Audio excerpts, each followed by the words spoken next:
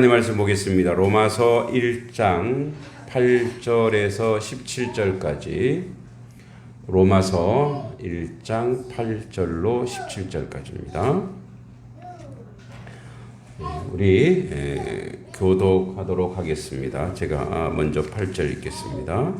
로마서 1장 8절부터 17절까지. 먼저 내가 예수 그리스도로 말미암아 너희 모든 사람에 관하여 내 하나님께 감사함은 너희 믿음이 온 세상에 전파됨이로다. 내가 너의 아들의 분만에서 내 이름으로 불리는 하나님 나의 증인이 되시니라. 항상 내 기도에 쉬지 않고 너희를 바라며 어떻게 하든지 이제 하나님의 뜻 안에서 너희에게로 나아갈 좋은 길 없기를 구하노라. 내가 나의 복을 하나님의 것은 선하는 사람을 너희를 이는 곧 내가 너희 가운데서 너희와 나의 믿음으로 말미암아 피차 아니함을 얻으려 함이라. 얘들아, 내가 여러 번 너희에게 보자는 것을 너희가 물을 원하지 아니하니 이는 너희 중에서도 다른 이방인 중에서 같이 열매를 맺게 하려 함이로되 지금까지 이방인 헬라인에게나 야만인에게나 지혜 있는 자나 어리석은 자에게 다 내가 빚진 자라. 그러므로 하나님 너희대로 로마에 있는 너희에게도 복음을 전하기를 원하노라. 내가 복음을 부끄러워하지 아니하노니 이 복음은 모든 믿는 자에게 구원을 주시는 하나님의 능력이 됨이라. 먼저는 유대인에게요 그리고 헬라인에게로다. 복음에는 하나님의 의가 나타나서 믿음으로 믿음에 이르게 하나니 기록된 바 오직 의인은 믿음으로 말미암아 살리라 함과 같으니라. 아멘. 오늘은 6.25 기념주일이라 6.25와 관련된 메시지를 좀 전하려 하다가 로마서로 진행하고 있습니다. 잠깐 언급하면 6.25 전쟁은 우리에게 인명피해만 남한 쪽만 450만을 사상에다가 놨고 남한의 많은 산업시설 43%가 파괴됐고 주택은 33%가 파괴됐습니다. 그리고 군인 전사자가 한국군이 22만 7,748명이고 미군이 3만 3,529명이고 유엔군이 총 16개국, 미국 포함 17개국인데 16개국에 3,194명이 사망했습니다. 그리고 이산가족만 1천만 명입니다. 우리가 6.25 전쟁이라고 하는 실상을 보면 사실은 우리는 이제 이렇게 생각할 수 있어요. 중공군과 또 러시아와 또 북한의 꼭두각시인 김일성을 앞세운 폭력적 야만 행위, 그러니까 보여지는 것은 거기 맞습니다. 예전에도 한번 언급했듯이 이거는 이 내용은 공산주의라고 하는 그 이데올로기. 사실은 공산주의는 경제학 용어입니다. 이런 이념이 아니었어요. 그러니까 무슨 말이냐면 우리가 한번 잘 살아보자, 잘 살아보자라고 했던 그런 이론들이 이제 칼 막스를 통해서 그리고 그 당시 유럽을 지배하고 있던 기독교 사상, 기독교 신앙, 또 러시아의 정교회, 그들도 예수 믿는다 그랬어요. 부활 신앙을 가진 자들. 그들이 기득권이에요. 그들이 있는 자란 말이에요. 가진 자예요. 근데 그 가진 사람들이 성경대로 안 살았거든요. 그러니까 칼막스 같은, 그리고 그의 동지였던 엥겔스 같은 이런 사람들이, 천재들이, 야, 세상은 이렇게 돌아가는구나. 세상은 가진 자가 자기들만 위해서 사는구나. 그래서 이거는 폭력으로 엎어야 된다 라고 하는 이론이, 사람은 다 폭력을 싫어해요.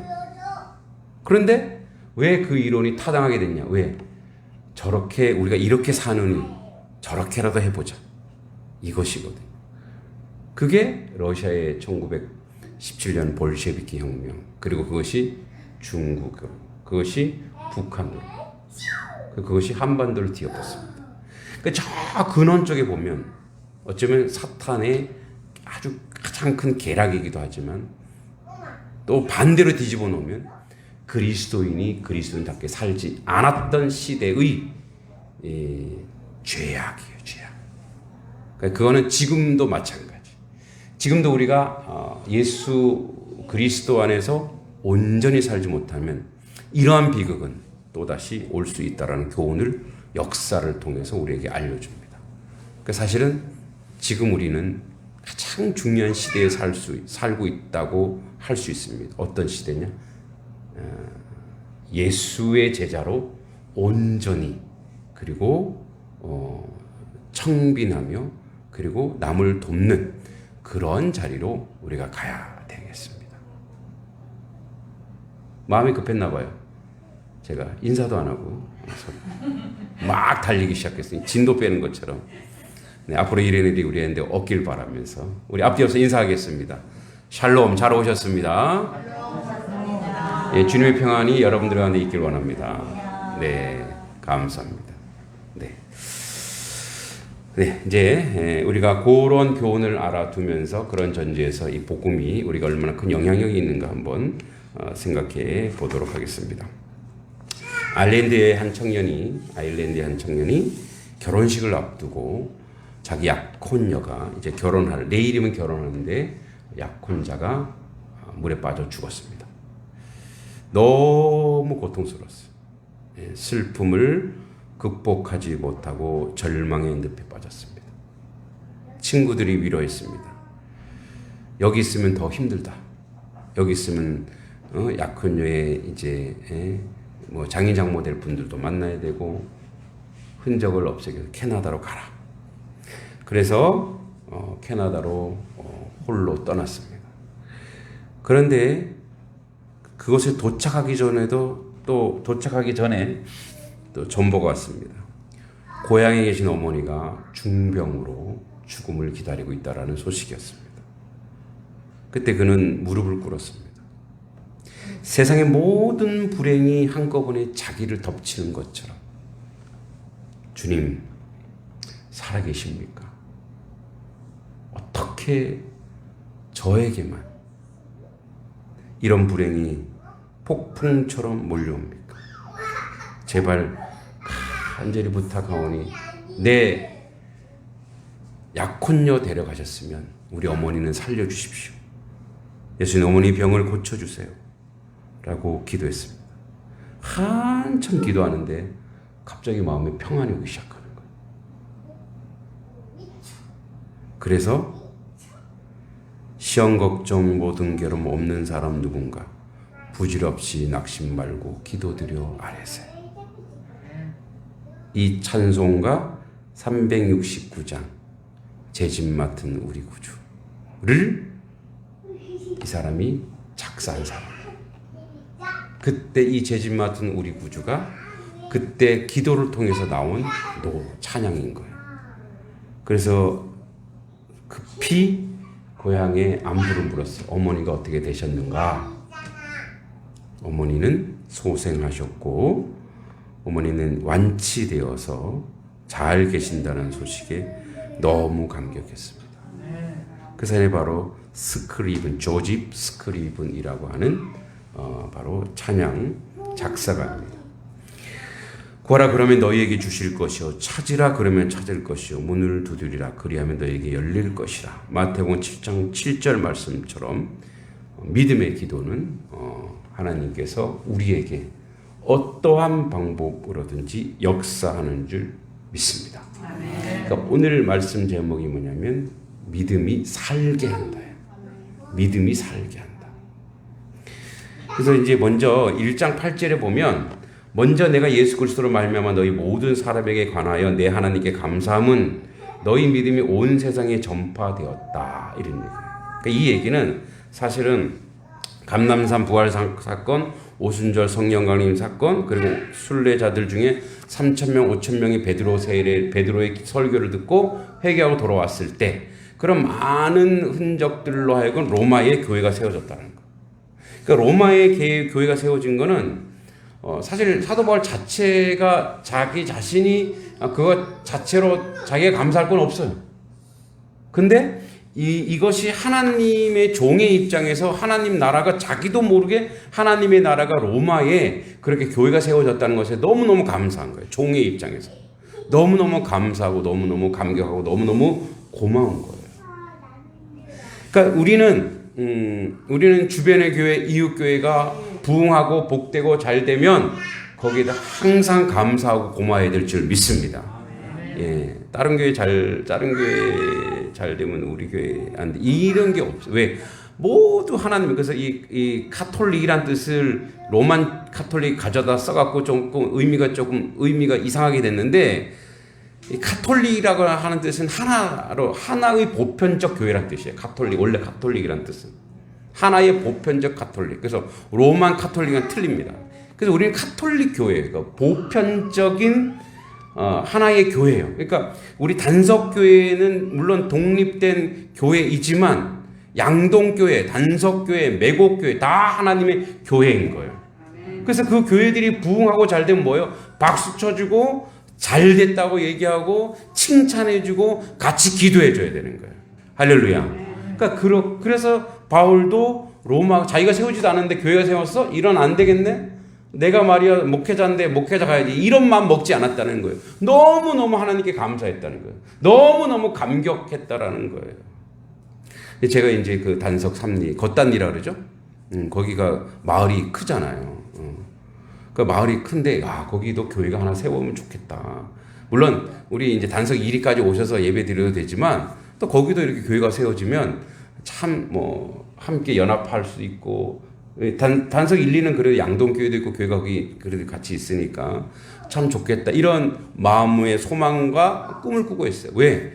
하나님의 교회가 세워지면 세워질수록 선한 영향력을 미치고 하나님의 은혜의 역사를 만들어 가기 때문에 그렇습니다.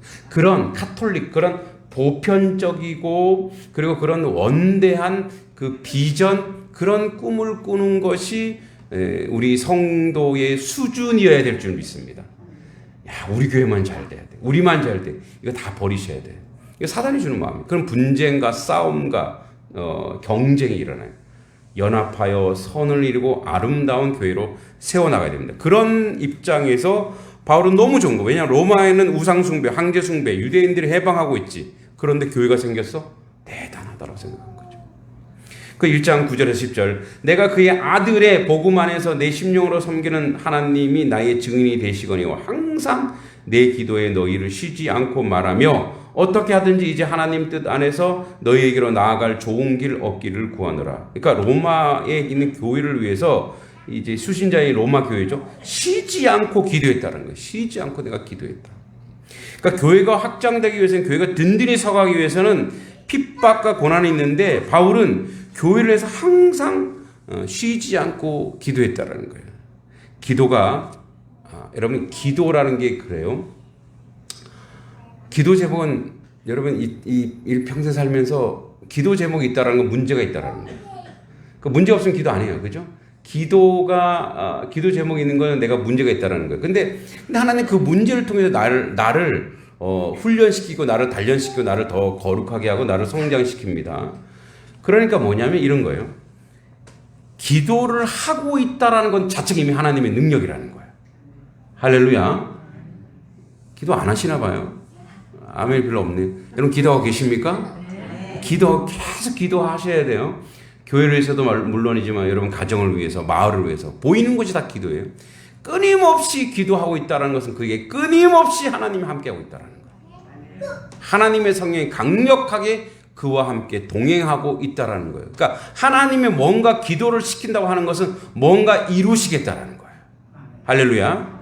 제가 이제 공부방과 축구부를 하는데 요즘에 이제 애들이 시험 기간이라고 이제 이렇게 농막인 애들이 안 오니까 몇 명 안 되는데, 근데 이상하게 어떻게 형성되고 있냐면 이 축구보다도 애들이 공부로 모이기 시작하면서 중2 애들이 점점 좀 늘어나는 거예요.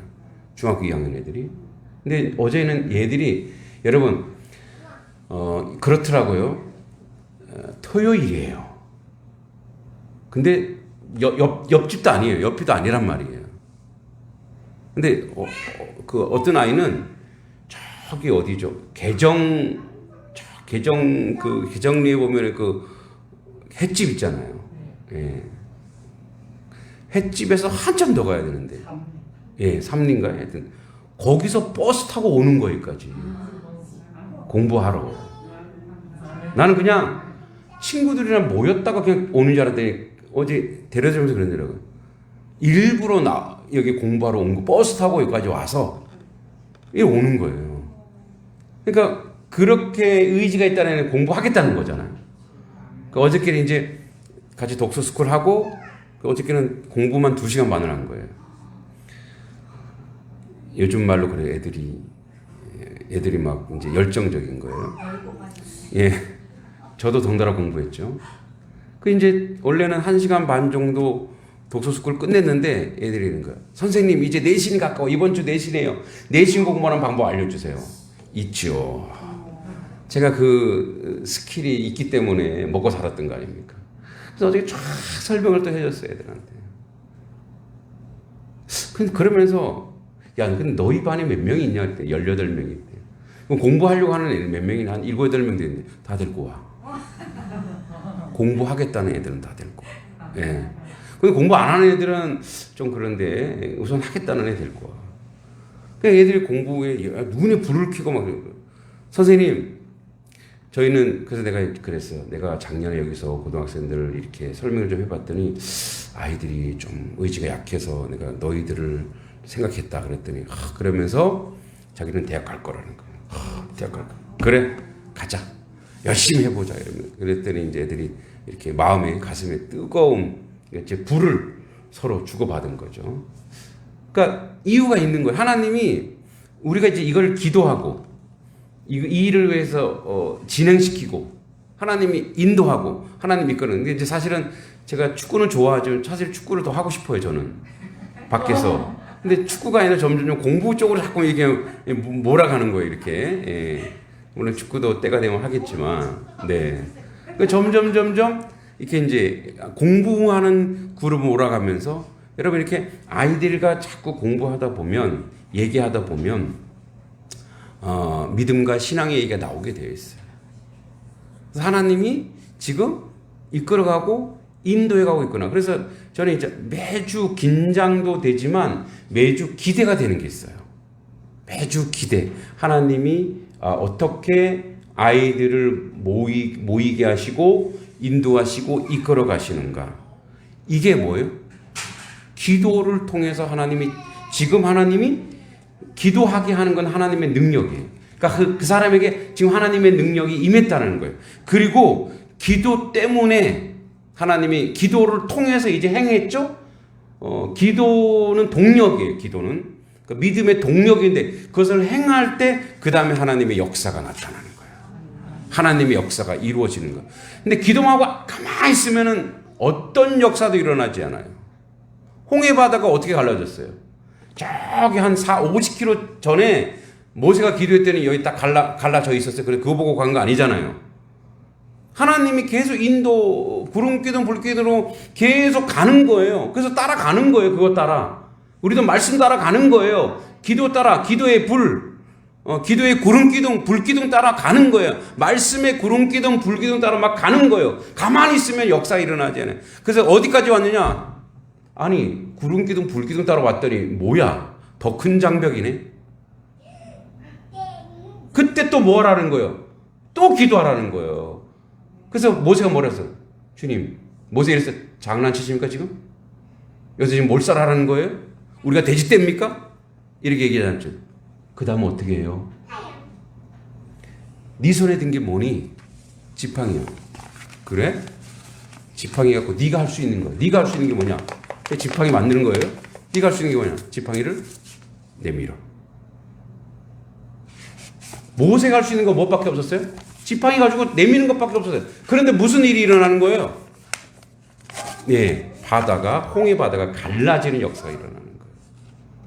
그러니까 기도라고 하는 것은, 기도의 역사라고 하는 것은 우리가 상상하지도 우리가 경험하지도 못한 일들을 하나님께서 이루시겠다는. 그러니까 기도를 시키는 것은 기도가 하나님의 능력이고 이미 하나님의 능력이 그 사람에게 나타나는 거예요. 기도라는 것은. 그리고 기도하기 때문에 역사가 일어난다는. 그래서 계속 뭐예요? 내가 복음 안에서 내 심령을 섬기는 하나님 앞에 내가 계속 기도했다라는 거예요. 그래서 좋은 길, 이 좋은 길이 무슨 길이냐? 복된 길, 넓은 길, 아름다운 길이 아니에요. 고난의 길이거든요. 사실은 복음을 전하는 길이에요. 그 복음을 전하는 길이 나타난다는 거예요. 여러분, 단석교회가 기도하고 하나님의 뜻을 순종하고 나아가면 하나님께서 복음을 전할 길을 우리에게 전해주신다는 거예요. 할렐루야. 그러니까 우리가 지금 하나님의 뜻 가운데, 하나님의 은혜 가운데, 하나님의 길을 기도하면서 쭉 가고 있으면, 여러분 계속 얘기하지만 하나님의 교회가 성장하고 부흥하고 사람 많이 모이지 못하는 것에 한탄하지 마세요. 그건 믿음 없는 거예요. 지금 내가 나의 길을 가면 이거와 똑같아요. 저 옥수수가 좀 넘어져서 좀 심란하긴 하지만 자, 우리가 봄에 일어납니까? 할렐루야. 예배 끝나고 나서 다 일어났으면 좋겠네. 자, 우리가 봄에 씨를 뿌리고 모를 심는 이유는 뭡니까? 어떤 믿음이 있었어요? 가을에 거기에서 열매가 맺히는 아는 거예요. 우리 경험했잖아요. 이게 믿음이에요. 그러니까 길은 뭐냐면 우리가 기도하면서 한 발 한 발 나아가면 그 다음에 여러분 이 하나님의 교회가 성장하고 자라고 이게 우리가 목적이 되면 우리는 세속화돼요. 교회가 사람들이 많아지고 커지고 이게 목적이 되면 안 돼요. 길이 열려서 저들에게 복음이 전해지는 게 목적이어야 돼요. 저들이 하나님 아는 것의 목적이 되는 거예요.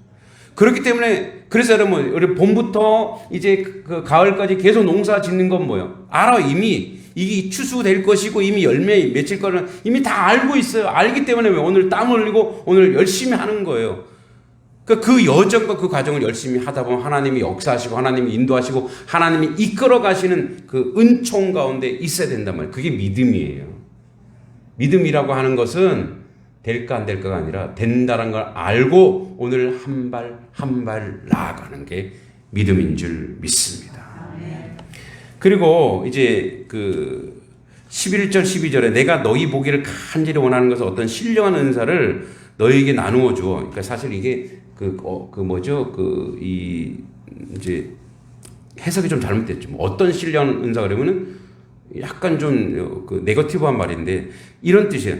내가 너희 보기에 간절한 원하는 것은 내가 신령한 하나님의 선물을 너희에게 나누어 주기를 원하는. 근데 이렇게 보면은 바울이 나눠 주는 것 같잖아요. 아니요. 바울이 자기가 경험한 이 신령한 은사, 이 하나님의 선물을 너희와 함께 공유하고 알려주기 위한 거다. 이 얘기를 하는 거예요. 그래서 그 결과가 뭐냐면 너희가 견고하게 되는 것이다. 흔들리지 않는 것이다. 그래서 그것 때문에 그 믿음 때문에 우리 서로 피차 안위함. 노아의 별명도 안이었죠. 이 안이가 무슨 뜻이냐면 샬롬이에요. 샬롬. 그래서 평안을 얻는 거야. 견고함을 얻는 거야. 여기서 이제 은사, 신령 은사는 카리스마입니다. 우리 그런 말 많이 하죠. 여러분,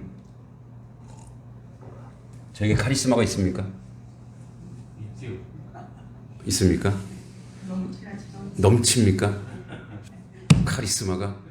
이런 게 카리스마가 아니에요. 우리 카리스마를 오해하는데 카리스마는 뭐 지도력, 뭐 강한 힘. 여기서 카리스마는 뭐냐면 복음을 전하는 그 자체, 복음 자체, 복음이 전달됐을 때 일어나는 효과가 카리스마이다. 카리스마. 근데 요즘 카리스마는 뭐 이렇게 조직의 어떤 건세와 힘을 가지고 야, 불 붙여봐 뭐 이런 걸 카리스마 그런 거는 이제 이 카리스마는 하나님이 주시는 거예요. 하나님의 그러니까 이렇게 표현할 수 있어요.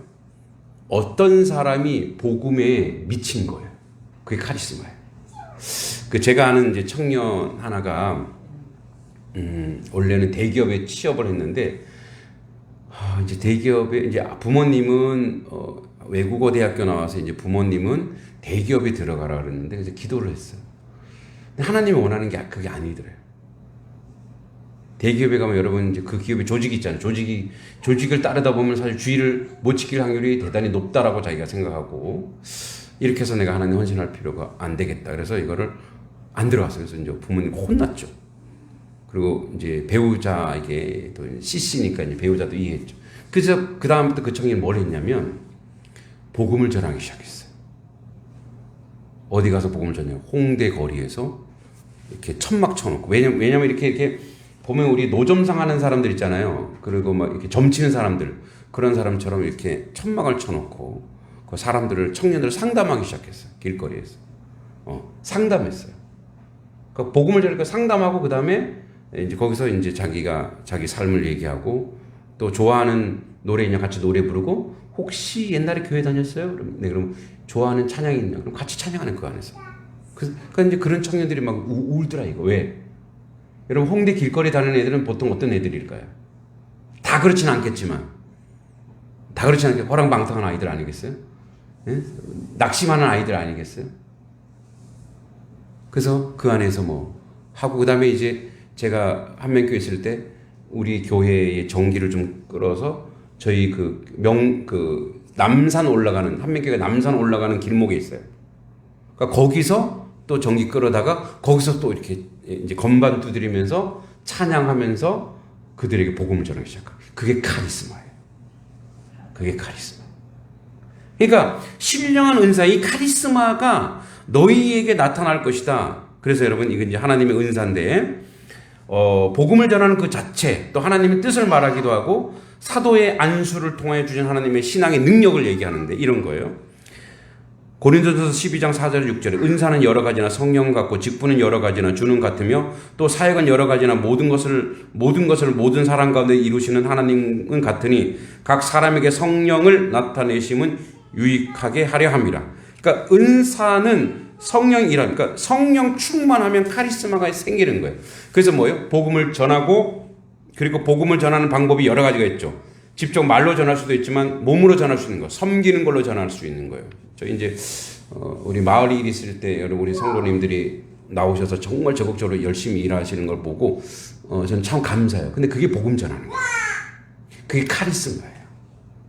마을 구성원으로서 동시에 교회의 성도로서 마을 일에 최선을 다하고 적극적으로 다하는 거예요.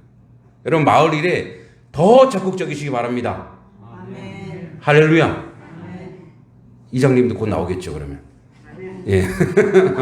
더 적극적이잖아요. 열심히 하셔야 돼요. 그게 바로 뭐야? 몸으로 복음을 전하는 거예요. 행동으로 복음을 전하는 거예요. 예.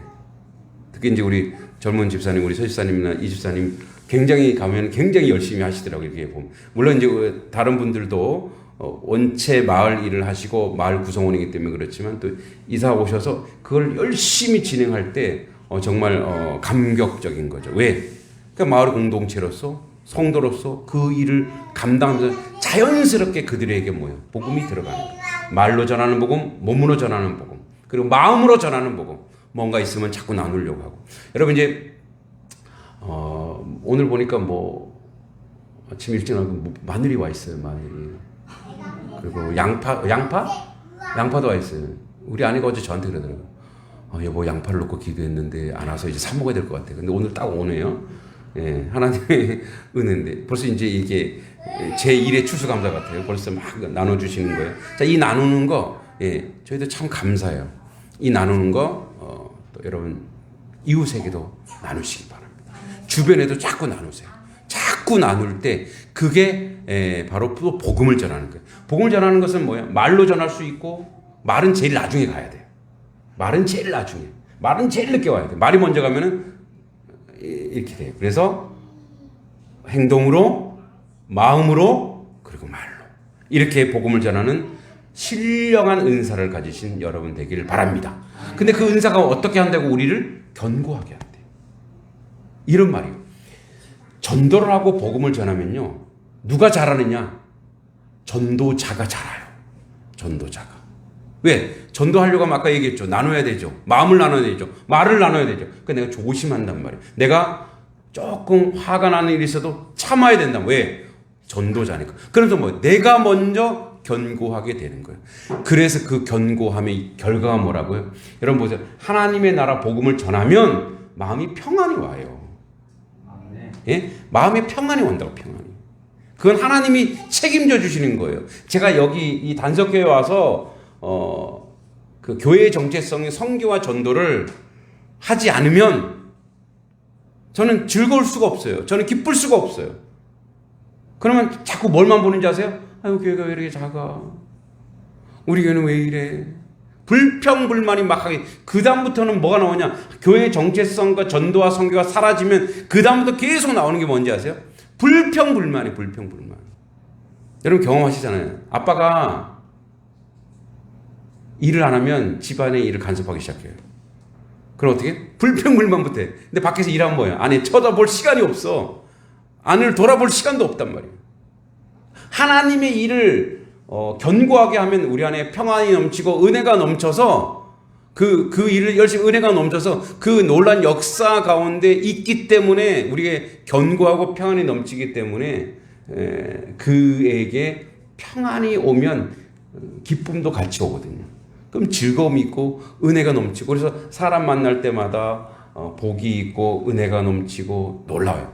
여러분 이제 목사님들 만나도 그래요. 목사님들 만나면 딱 보여요. 몇 마디 딱 해보면 딱 나타나요. 그 사람은 열정이 있는 사람이 있어요. 이제 뭐 예를 들면 지난번에 한번 외국교회 목사님 부부랑 우리 부부랑 만났는데 막 둘이서 시간 가는 줄 알고 막 얘기하는데 그 외국교회 사모님 그런 얘기하더라고요. 이렇게 마음을 복음을 위해서 이렇게 서로 소통하고 얘기하는 게 얼마만인가 이런 얘기를 하는 거예요. 너무 기뻐하고 너무 감격스럽고 너무 좋아하는 거예요. 그게 바로 뭐냐면 카리스마예요. 그게 바로 뭐냐면 하나님의 일을 우리가 하고 있다라는 거예요. 할렐루야. 우리가 하나님 일을 할 때 평안이 넘치는 거예요. 할 말이 엄청 많은데 절제하겠습니다. 왜냐면 우리 막내 아들이 아빠 좀 일찍 끝내줘 이러더라고요. 네. 수업 시간도 아닌데. 네. 자, 네 알겠습니다. 네, 아유 알겠습니다. 예, 그럼 핵심 요약만 해드리겠습니다. 네, 제가 열정 있는 선생님이라. 자, 그리고 열매를 맺힌다. 열매. 이 열매 맺히는 거 뭐냐면 이런 거예요. 곳간에 채운다. 곳간에 채워간다는 거예요. 곳간에. 그죠? 여러분 그리고 이제 1장 13절 14절 보면 형제들아 내가 여러 번 너희에게 가고자 한 것을 너희가 모르기를 원하지 아니하노니 이는 너희 중에서 다른 이방인 중에 열매 맺게 하려 함이라. 그러니까 뭐냐면 열매 맺어서 곳간에 채우는데 그 전에 이런 얘기하죠. 자, 내가 헬라인이나 야만이나 지혜 있는 자는 어리석은 자에게 다 내가 빚진 자다. 여러분 바울은 두 가지가 있습니다. 하나는 뭐냐? 복음을 온 세계에 복음을 전하고 싶은데 자기가 한계가 있는 거예요. 인간적 한계. 그리고 바울은 복음을 전할 때 항상 어떻게 전했냐면 먼저는 유대인 그 다음에 헬라닉이 되죠. 유대인 헬라닉이 한 이유가 뭐냐면 유대 해당부터 가서 공략을 했어요. 해당을 통해서 복음을 전했단 말이에요. 그래서 유대인들에게 욕을 엄청 먹고 유대인들이 핍박을 당하고 우리 데살로니가 교회도 얘기했죠. 엄청 핍박을 당합니다. 그러니까 유대인에게나 헬라인에게 복음을 전하는데 그리고 또한 바울은 예수님 앞에 복음을 전하기 직전에 무슨 일이 있었어요? 유대인들이 핍박했잖아요. 그래서 그게 빚진 마음이 있단 말이에요. 스데반 집사 죽이는데 자기가 막 앞장서기 시작하고 그 핍박한 자로서의 빚진 자. 그러니까 항상 자기는 언제든지 빚진 자로서 살아간다는 거예요. 그러니까 빚진 자이기 때문에 그래서 그 빚진 것에 대해서 빚을 갚아야 되겠다라고 하는 그런 마음이 항상 그 속에 가득했기 때문에 그래서 뭐예요? 누구에게든지 복음이 전해지는 것에 대해서 감당하는 것을 최선을 다하는 거예요. 들리기만 하면 그 복음을 전해지는 것을 감사했던 사람이 바울인 거죠. 그리고 오늘 가장 핵심적인 말이 있습니다. 자, 15절, 16절, 17절에 보면 그러므로 나는 할 수 있는 대로 로마에 있는 너희들에게 복음 전하기를 원하노라. 내가 복음을 부끄러워하지 아니한다. 이 복음은 모든 믿는 자들에게 주시는 하나님의 능력이 됩니다. 먼저는 유대인에게요, 그리고 헬라인에게로다. 또 이제 복음에는 하나님의 의가 나타나서 믿음으로 믿음에 이르게 하나니 기록된 바 오직 의인은 믿음으로 말미암아 살리라 함과 같으니라. 자 보세요.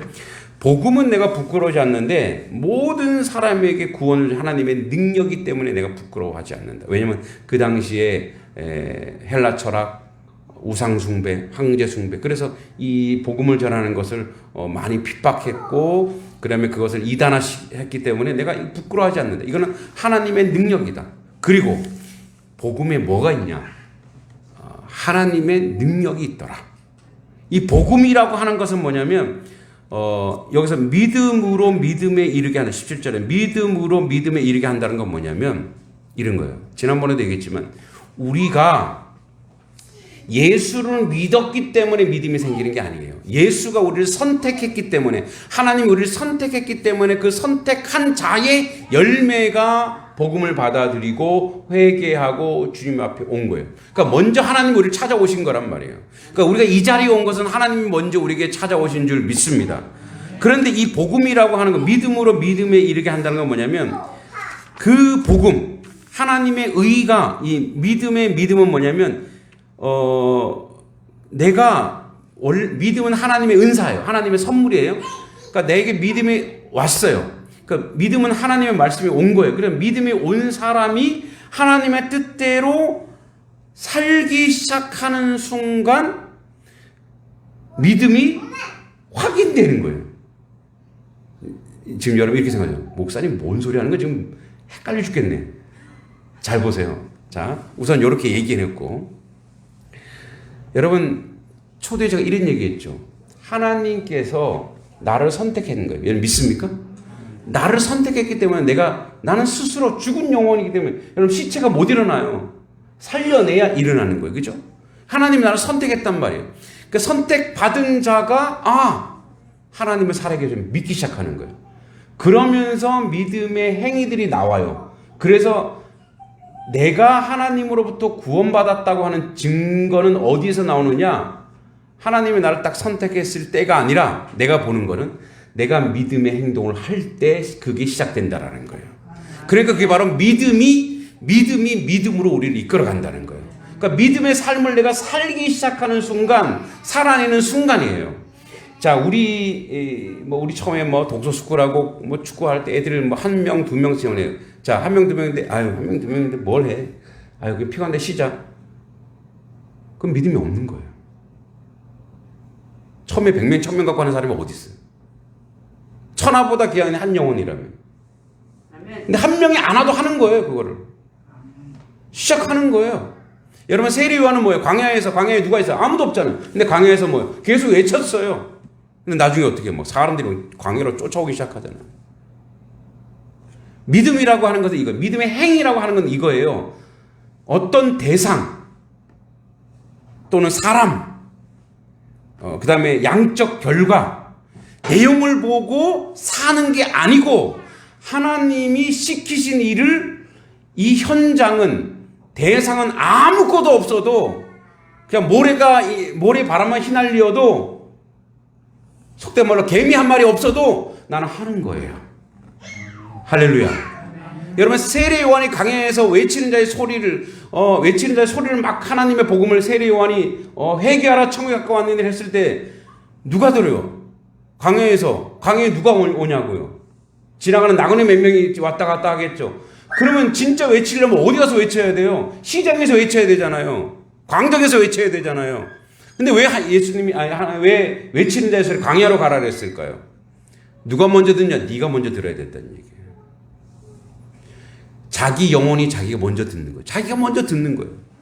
그러니까 우리가 복음을 전하는 것은, 믿음이라고 하는 것은 내가 믿음의 대상이 사람이 아니고 누구라는 거예요? 하나님이라는 거예요. 하나님이 시켰으니까 나는 오늘도 한 발 한 발 걷고 간다 이거예요. 할렐루야.